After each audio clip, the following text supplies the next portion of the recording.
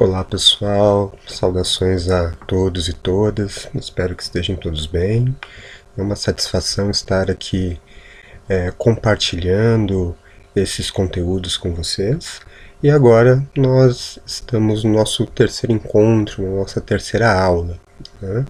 Estaremos utilizando bastante o Moodle, né, como nossa ferramenta de apoio, e os conteúdos estarão sempre disponíveis de uma forma que toda a turma possa ter acesso.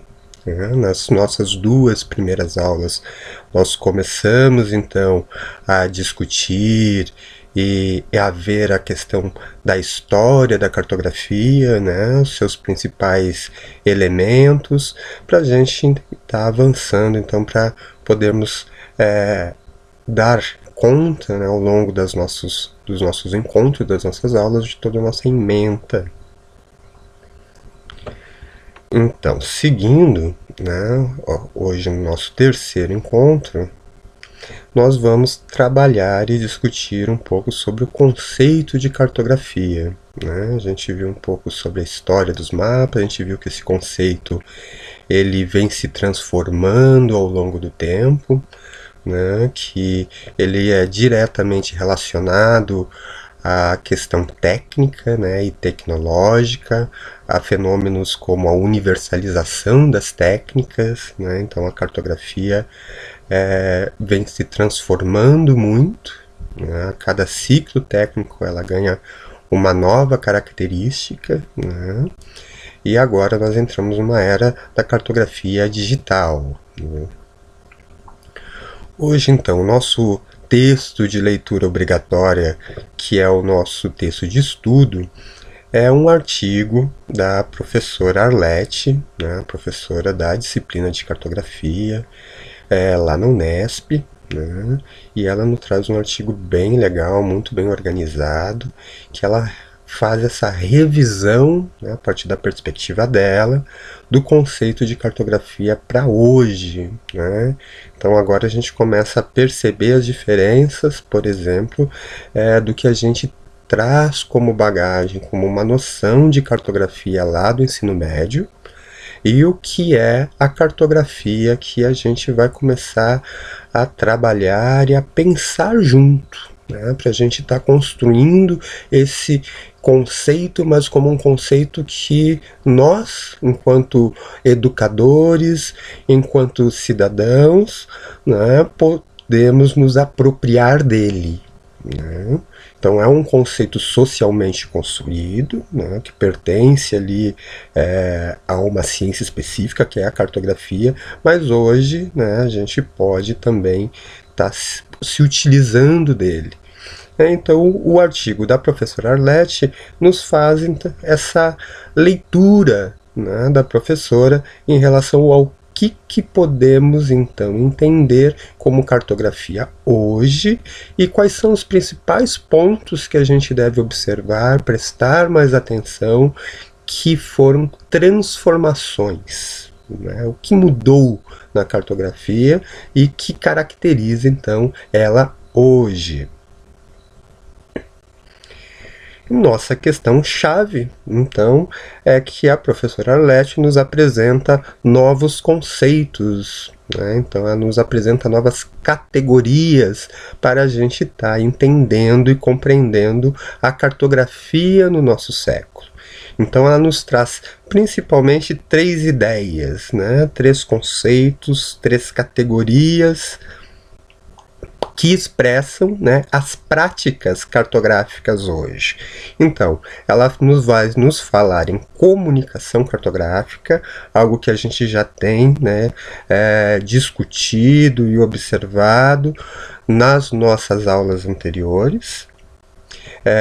Sempre quando a gente fala também em linguagem cartográfica, pensamento cartográfico, né, e a importância disso hoje para a prática de ensino, para as transversalidades, para as tecnologias e para as humanidades.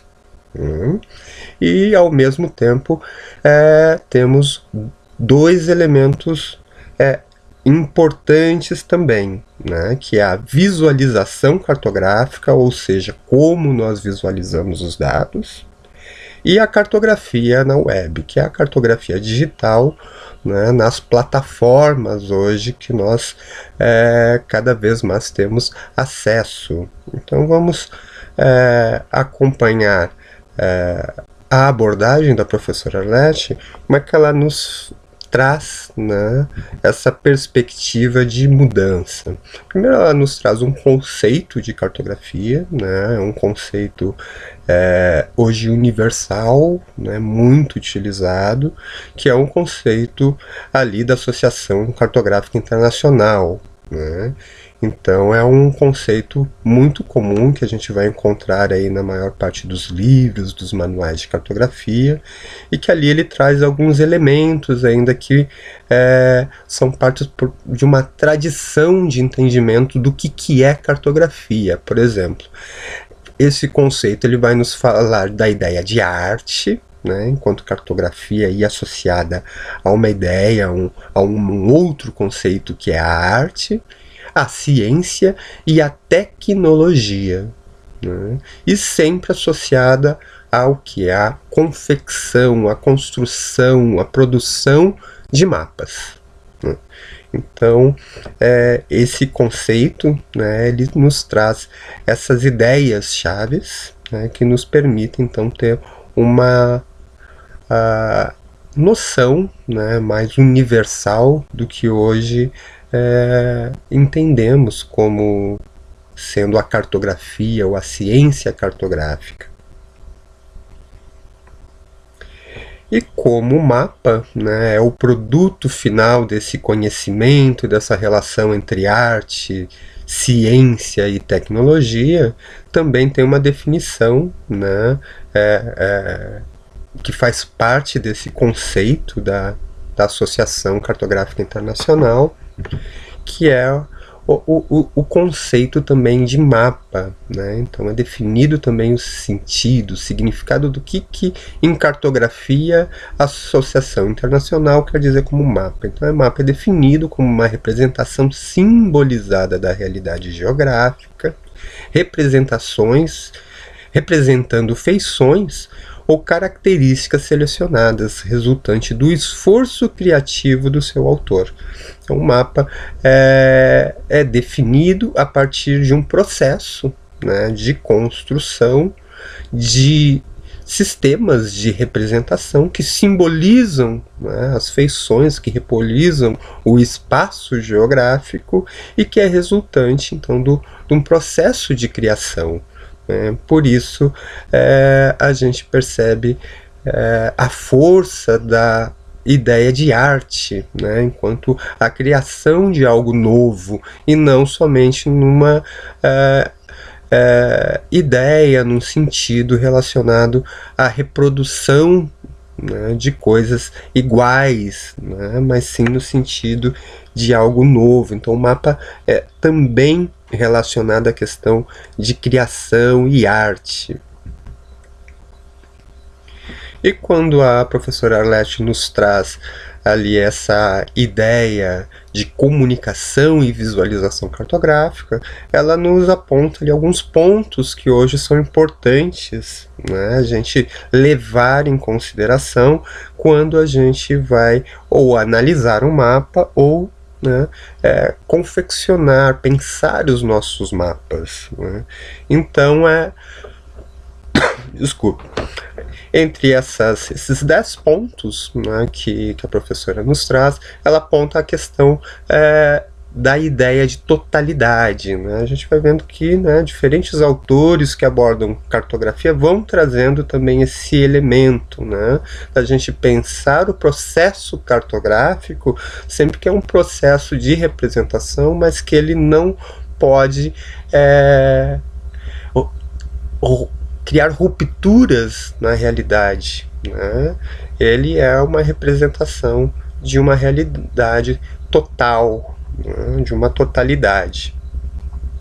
Outra ideia, né, que a professora nos aponta, né, de ser importante quando a gente está analisando, está construindo um mapa, é que toda a visualização de fenômenos ela é generalizada.